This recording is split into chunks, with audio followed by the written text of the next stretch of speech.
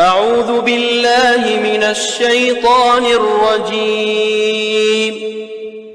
بسم الله الرحمن الرحيم.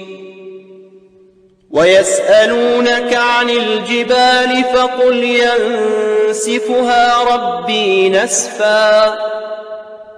فيذرها قاعا صفصفا لا ترى فيها عوجا ولا أمتا يومئذ يتبعون الداعي لا عوج له وخشعت الأصوات للرحمن فلا تسمع إلا همسا يومئذ لا تنفع الشفاعة إلا من أذن له الرحمن ورضي له قولا يعلم ما بين أيديهم وما خلفهم ولا يحيطون به علما وعنت الوجوه للحي القيوم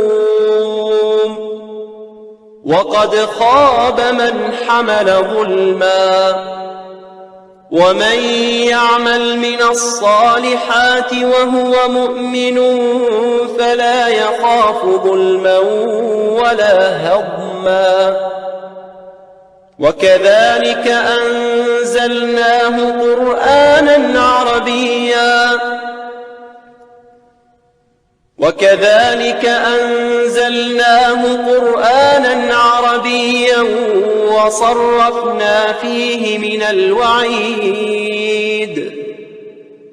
وصرفنا فيه من الوعيد لعلهم يتقون أو يحدث لهم ذكرا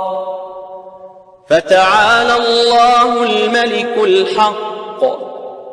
ولا تعجل بالقرآن من قبل أن يقضى إليك وحيه وقل رب زدني علما